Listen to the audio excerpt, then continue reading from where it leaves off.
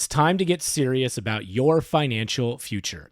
It's never too early, but it could be too late to get started. And that's oftentimes the hardest part, getting started. How much do I save? Where do I invest? Do I save for college or retirement? How much for each?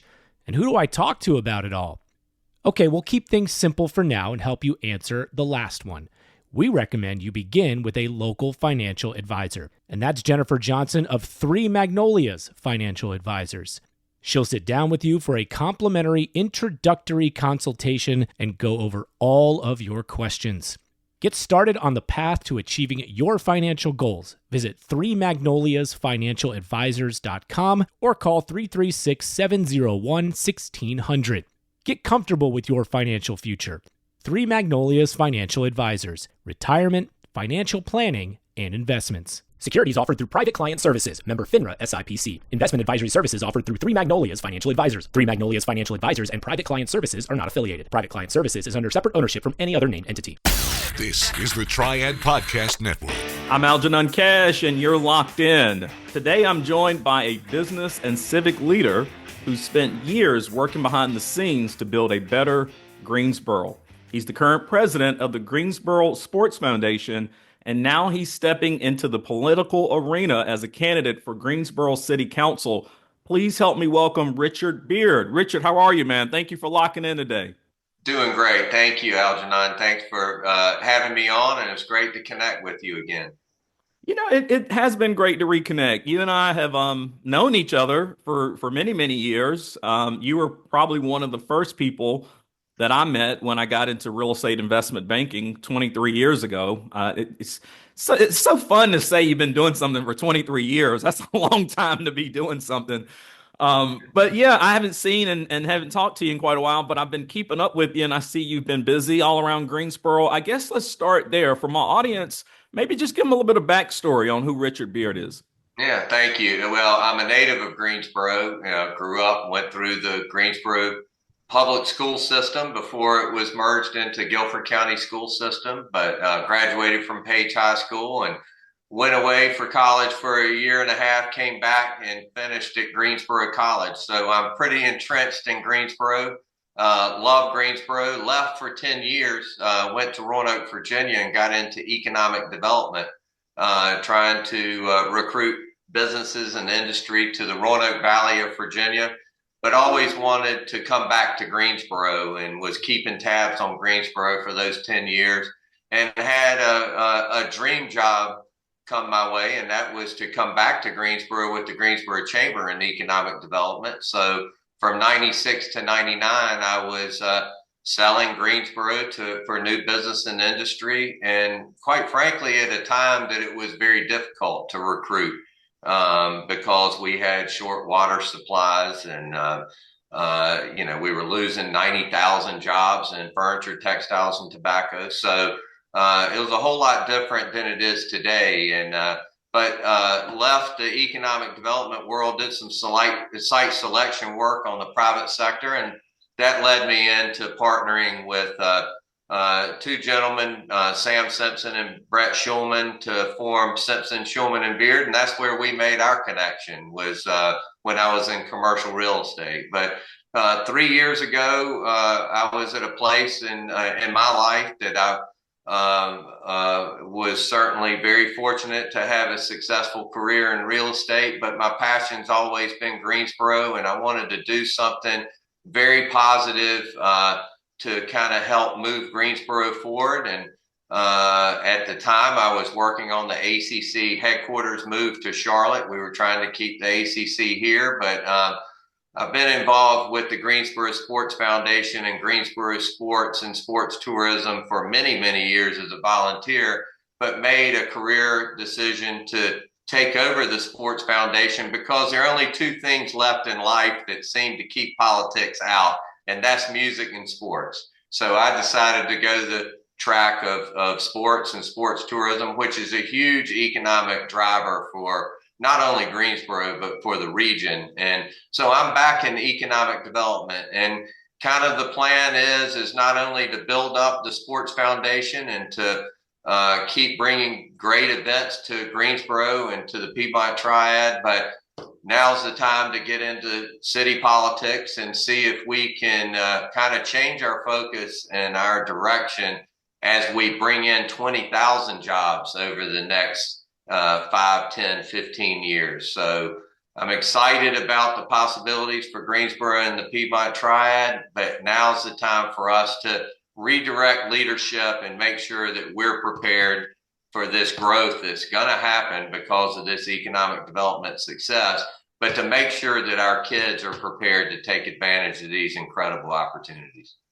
No, I think that's a wonderful introduction. And yes, I recall when you and I met, you were with Simpson, Schulman, and Beard, and you all had that Rock Creek development project going on off of 85. You guys had a big, big vision for there, and it looks like reality caught up with your vision. So congratulations on being able to get that project completed and all the jobs and the impact, the economic development impact that you all did out on 85. Yeah, I was just going to add, since 2006 when we took over Rock Creek, and of course we hit the recession in 2008, 9, 10. It was tough, but I'm very proud of the fact that just in our time with Rock Creek Center, which was already developed by the time we were able to get involved in it, we created over $1 billion worth of tax base and over 5,000 jobs. So it's been a huge impact to Guilford County, but especially East Guilford County and East Greensboro. Well, let's stay there for a moment because I think you just hit on something really important. When you all did take the project over, it wasn't doing well, and you did have to have a lot of vision along with a lot of patience to be able to realize some of the abundance that you've been able to create. Talk a little bit about how that particular skill set translates into the role that you want to serve on the Greensboro City Council. Well, I think first and foremost is patience, because patience and some drive and some tenacity and some plain old hard-headedness. But we never gave up on Rock Creek, and we were very fortunate to have some very passive investors that gave us the runway to get through the recession. I mean, we had just in 2009, January of 2009, we took a delivery on the only spec building at the time in Guilford County. We had a vision of building spec development at a time that nobody was willing to invest. And we took delivery on that January of 2009. And it sat empty for 4 years. But we stayed patient. Our investors stayed patient. And it comes to having a vision and sticking with your vision through thick and thin. And that's what I'm all about. I have a vision for Greensboro, and it's not going to happen overnight. And it's going to take some patience. It's going to take collaboration, no different than Rock Creek Center. We had to collaborate with bankers, with government, with investors.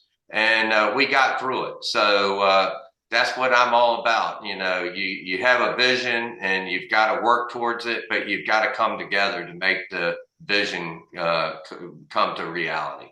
Richard, you said that sports was one of the only areas that politics hasn't quite touched yet. I don't know, man. I think the NBA and perhaps maybe the NFL might argue against that now. It looks like maybe even this year, sports has been infiltrated by politics for sure. Well, even college sports. So let's say youth sports. We have a strong following when it comes to youth sports. But it is where you and I can come together. We might have differences in life, but sitting around a sports game, we might rib each other for the team we pull for. But everybody's pretty much loving each other when they're in the stadium or in the arena. No, it's a great social experience. You listed out a lot of things that you've done in Greensboro, whether it's economic development, some of the real estate projects you've worked on, all the community service that you've done over the many years that I've known you, and probably even before I even got a chance to meet you. What's so special about this particular moment? I'm absolutely sure people have asked you to run for council before. They probably asked you to run for Guilford County Commissioner before. What's special about this moment? What actually attracted you to make that decision or motivated you to make that decision this time around? Well, clearly the successes that we've seen in economic development, I go back, what I've said earlier, when I was at the chamber from 1996 to 1999, we were losing jobs like crazy in furniture, textiles, and tobacco. We had 75 days of water left in Greensboro, and I had manufacturers calling that were interested in Greensboro because of our manufacturing labor base here. But I would have to ask them a question, what's your processed water requirements? And if it was over 100,000 gallons a day, I had to say, thanks for calling, but we can't accommodate. And that was concerning. And we all through this and through the years, we had a lot of young people, our college students in the triad, that were moving away because the opportunities weren't here. And then all the vision and the leadership that we had at the airport authority, or Jim Melvin and the Bryan Foundation taking the risk with establishing a mega site down in Liberty. And then, Toyota comes on board, and then Boom Supersonic comes on board, and then Jet Zero comes on board. And these are investments that have been made over a 30-year time period, and now they're paying off. And so we have, one thing that's held us back over the years is the argument about there are no opportunities. Well, now we have opportunities, and we need to prepare for it. So now it's going to be critical to have the leadership to be thinking about, 5 years, 10 years, 15 years down the road so we can prepare. And I think that we need a new voice because, we've got a lot of people that get into local politics that are very narrow-minded, they're siloed, and what's in it for me today, or they're only thinking about the next week or the next month or the next year. And we've got to take care of a lot of issues that pertain to today, but we've got to really be looking out into the future. And in Greensboro, we've got a lot of catching up to do. We've got a lot of deferred maintenance in areas. We've got to make sure our downtown is vibrant and attractive to young people. I mean, I use a tagline, I've got a vision for Greensboro, and I'm focused on the future, and the future are our children. And now they have opportunities. So now's the time for us as leaders in the community to make them aware of that and make sure that we shape the opportunity and give them the resources to be able to capitalize on this.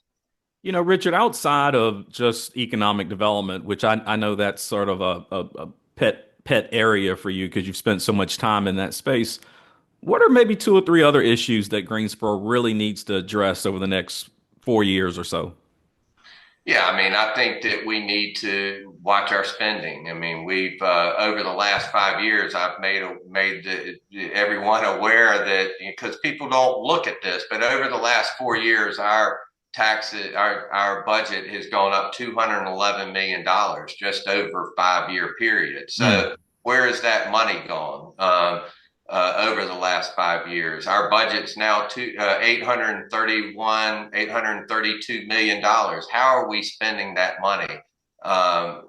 We got to be better stewards. I'm not a tax cut person, but I'm certainly a revenue neutral person with the upcoming increases in our tax assessments in Guilford County, because I need to understand how we're spending $831 million. And then, public safety is a big part of it. I'm running on live, work, play. And, that's economic development. But, live is public safety and affordable, attainable housing. Work is workforce development now, because we've done a great job on recruiting jobs. Now we have to prepare that workforce. And then play is a vibrant downtown, a clean and vibrant downtown, and making sure that our recreation areas are brought back up to speed. And then the other thing that it's been a concern of mine for years, but really being out in the community and hearing people, we're so polarized as a community, and we need to come together. The only way we're going to take advantage of these opportunities is to come together as a community. And, there's still some work to be done on race relations and understanding each other and being able to sit at a table and collaborate and take our differences and bring them together where we can have a common ground to where we can work towards. And I don't see that in our community. We're not sitting down and having the honest conversation and everyone willing to work together to find common ground. I talked to a lot of leaders, not only across North Carolina, but even across the country, people that I've met over the years. And I think the last piece of what you just shared, Richard, is something that's actually occurring in every community across North Carolina right now, where there's just really a lot of partisan divide and lack of unity amongst a lot of communities right now.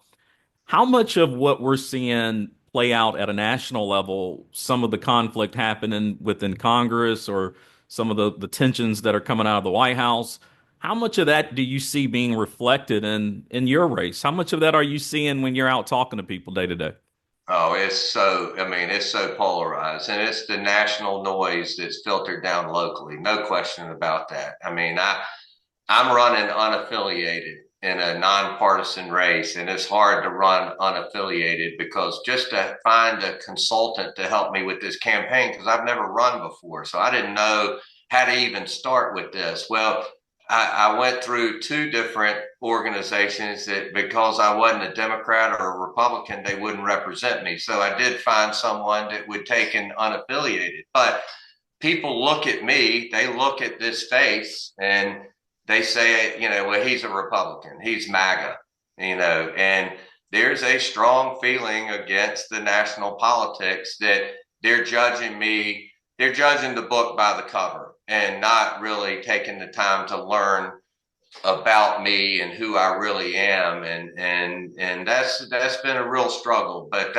it's certainly understandable. But once they engage in conversation, they find out that I'm really concerned and care about the entire community. And these opportunities that we have are available for everyone. And I just hope that we can change the conversation and that we can set aside the noise in DC, and I blame both parties. And that's why I became unaffiliated, because I got frustrated. I was a registered Republican, and they look at how I vote in primaries, but I'm tired of partisan politics, quite frankly. And I vote for the person that's best for the situations today. So I hope that people will take the time to research all the candidates and really see where they stand and where their heart is, not where the rhetoric is. It's really unfortunate, and I get it, but we're better than that right now. We've got opportunity. We've got to charge forward through it. No, I loved everything you just said, and I wouldn't have never mistaken you for MAGA, Richard. That's fine.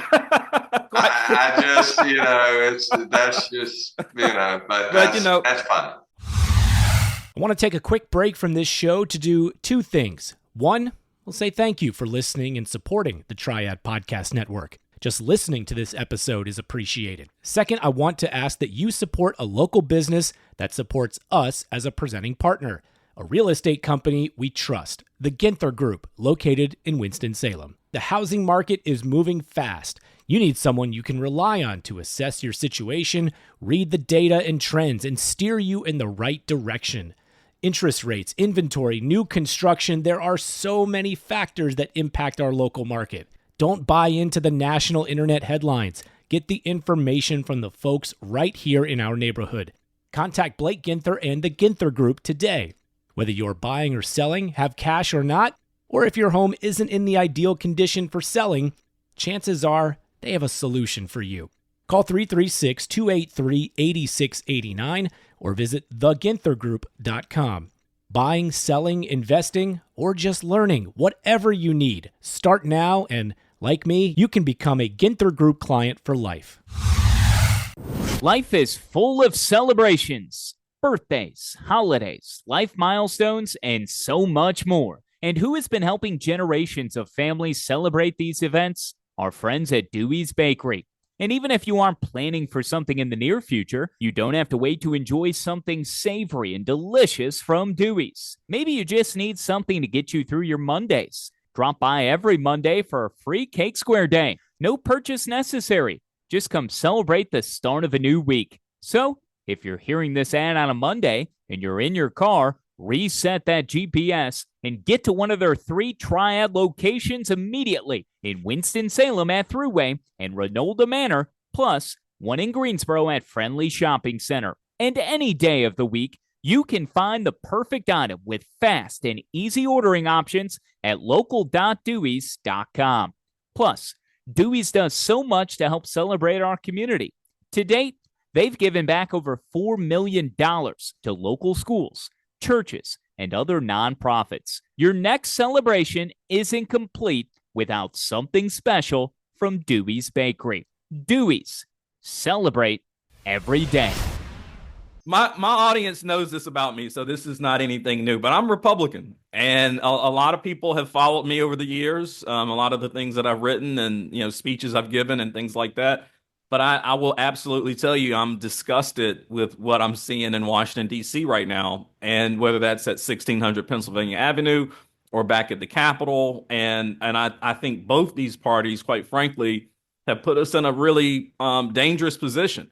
I mean, we're on the verge here in the next few days of 47 million people not having food security because of partisanship and division and so forth. But we have to be careful as voters and people not to allow that division to get all the way into our state politics, into our communities. I don't think Republicans or Democrats have some kind of a monopoly on good ideas. When the police shows up, when you have a service call, you don't ask the police officer if he's Republican or Democrat. If you want your trash picked up on time, you don't ask if the garbage man is Republican or Democrat. When you want a new job in your city, when you want economic development, there's nothing partisan about creating jobs. And so I think we should have more of these nonpartisan races at the local level, whether it's city council or school board or county commissioners. There should be no partisan politics in our local affairs, especially in the communities where we have to actually live together. I have to see you at the grocery store, Richard, or I might sit in the same church with you. And so we have to be very careful about the way that we divide ourselves based on things that we see on television. And oftentimes the behavior of people that we don't even know. Most of the people that you're following in Washington, D.C., you've never even had a conversation with them.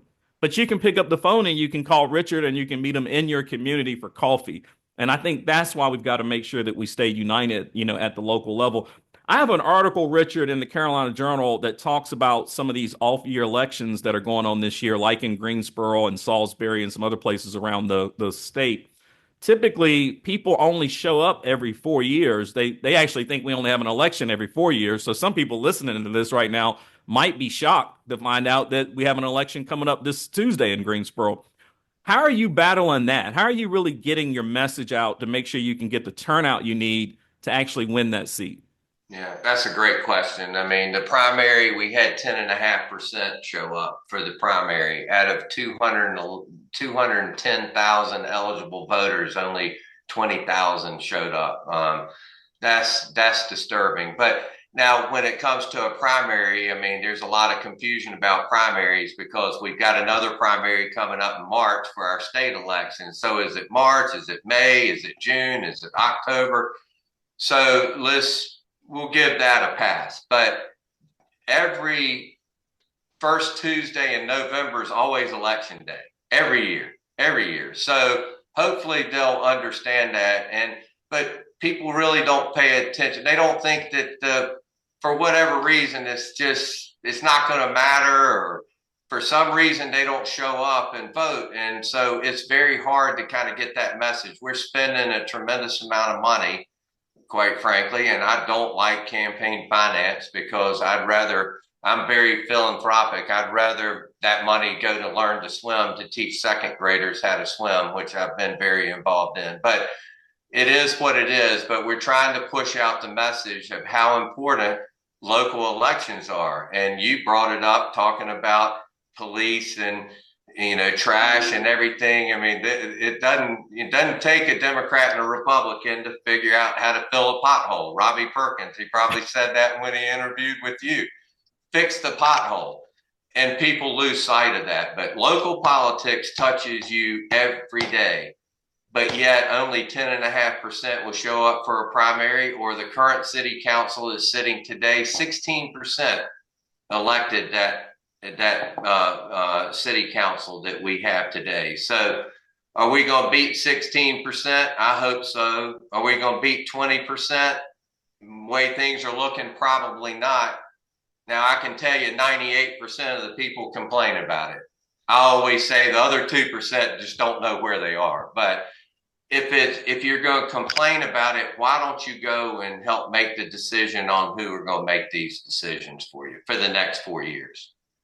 Yeah, because it's mind-boggling to me that 180,000 people would let just 20,000 of their neighbors decide who's going to lead their community. And it's so important that in these off-year elections, you also let your voice be heard. Because when it comes to what's happening right in your neighborhood, whether or not the fire department has the resources they need, whether or not you have new jobs coming into your community, it's people like Richard and Robbie Perkins and Denise Turner. These are the people that are going to be working on these types of issues. And so, yes, if you have not seen that article I wrote, go to carolinajournal.com. It's the most recent op-ed that I have there, but I talk about the off-year elections, not only in Greensboro, but around the state as well. Richard, just a couple more questions before I let you go, man. Yeah. Sports tourism has become a pretty big deal for Greensboro. How do you see the city still further leveraging some of those opportunities to generate economic development? Well, one of the reasons that I wanted to take over the Greensboro Sports Foundation, not only to get out and tell the story about the impact that sports tourism has on Greensboro and the region, but also how important it is that we keep our facilities up to par. Greensboro has a propensity of building incredible facilities, and then they sit on the sidelines and, as I say, pat themselves on the back for 20 or 30 years while these assets deteriorate.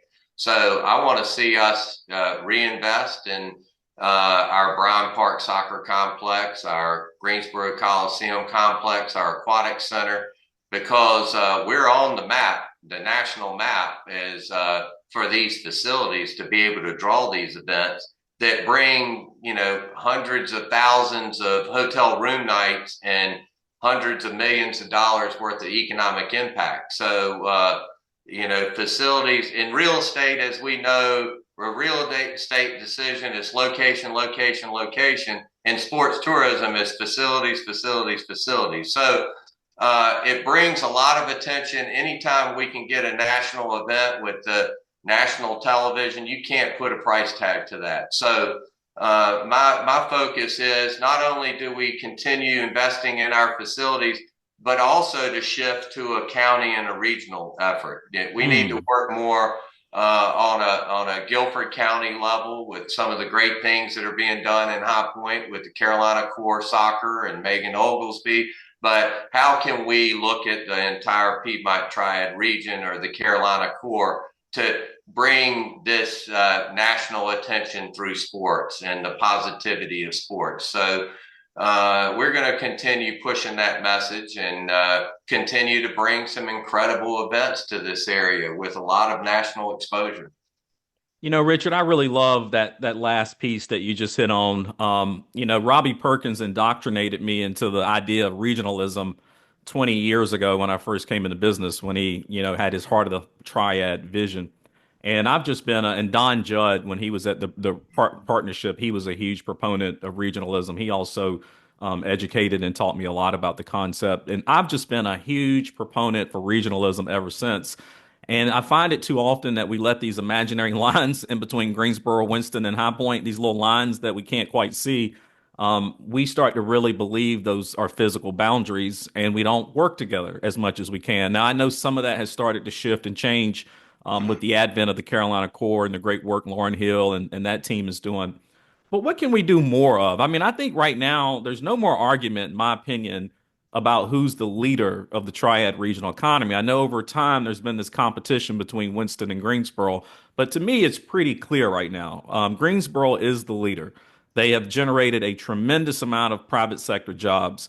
So a rising tide should lift all boats. How can all these communities begin to really, really work together, Richard, so that citizens in Forsyth County can benefit from a boom supersonic coming to Greensboro? Yeah, well, when you're bringing 20,000 jobs to the region, 20,000 jobs to these families, they're not going to be 20,000 families that can fit into Greensboro. It's got to be it. Let me tell you, I worked when I first started in economic development. It was a true regional, or it was the Roanoke Valley of Virginia. It was 7 different jurisdictions, and they understood that the city of Roanoke was the kind of the engine, and we needed to build from that. And now Greensboro has certainly made their slip ups, being the 800-pound gorilla saying it's our way or the highway, and that's gone. That's, we understand that it's time to lower the lines, as you well say, because we've all won. Whether it's Toyota or Jet Zero or Boom Supersonic, the whole region won. Now it might be a driver in Greensboro taking kind of a lead, but we need to put that aside, and we all need to collaborate together and work together. And I see that through the Carolina Core and new leaders coming up. These young leaders think a whole lot different than old folks like me, like the Megan Oglesbys and what's going on in High Point. They're taking, interestingly enough, young females and putting them in strong leadership positions. And somebody like Megan lowers all the boundaries. She's still a High Point person, but she gets the big picture. And I can see that through the collaboration that the economic development folks have done. So let's take advantage of that, and let's all work together, and let's all capitalize on it, because it's going to take the whole region to capture and take full advantage of these opportunities. I totally agree. Even that recent announcement, I think Food Line, their distribution operations are located on the eastern side of Greensboro, which is not only going to help the east side of Greensboro, but it's going to help the west side of Burlington. Exactly. And so it's not, the triad, and I think when people think about the triad or they hear the word triad, they automatically think about Greensboro, Winston-Salem, and High Point, but it's so much more expansive than that. I mean, the actual Piedmont Triad region is 13 counties. And I really believe that, up until recently, we didn't really have a clear leader. It was like, Winston could be the leader and Greensboro could be the leader. And there was this little competition going on to figure out who's going to be the leader. But I think in the last few years, it's become pretty clear that Greensboro is the leader. They are the key economic driver of the triad. And I think we should rally around everything that's happening there and support. And as I said before, a rising tide can lift all boats and all communities can benefit. Richard, here's my very last question for you. Let's imagine, I know you can't wait until election day is passed, by the way.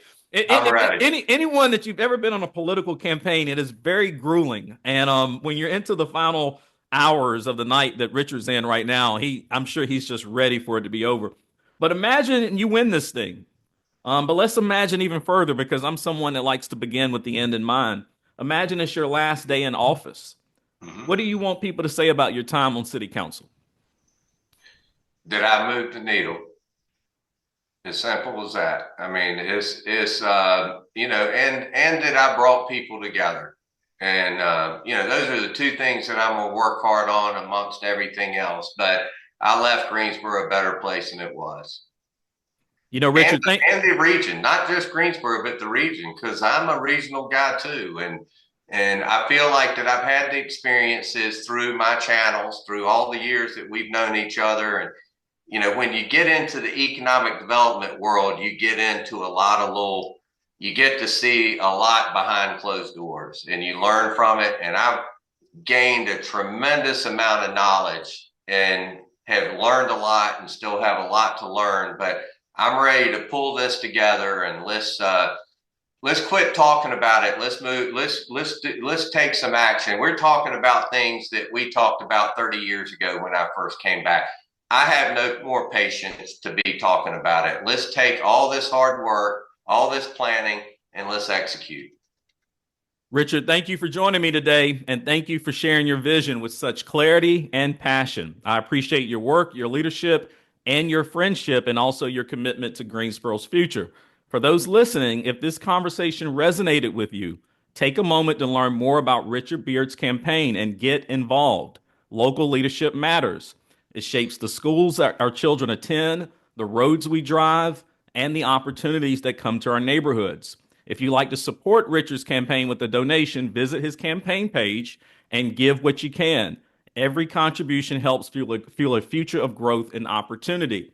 Until next time, stay informed, stay engaged, and make sure you stay tuned to WTOB, because every Sunday morning, that's where you can lock in with me. But if you happen to miss me there, hopefully you're subscribed to the podcast. You can get that on YouTube, Pandora, Spotify, Apple, wherever you like to get your favorite podcasts. You can always lock in there. And until next time, y'all stay locked in. Hey, thanks for listening to this episode on the Triad Podcast Network. Our mission is simple: provide information, advice, and stories about the people and places that make the North Carolina Triad such a great place to be. You can find us by searching Triad Podcast Network on Apple Podcasts, Spotify, pretty much wherever you like to listen. If you like what you heard and want to support the show and those that contribute, we would truly appreciate a rating and review on your favorite podcast app. It helps spread the word along, as do your shares on social media. You can find us on Facebook, Twitter, Instagram at Triad Podcast. To get in touch with us, simply email info@triadpodcast.com. Thanks for listening. This is the Triad Podcast Network.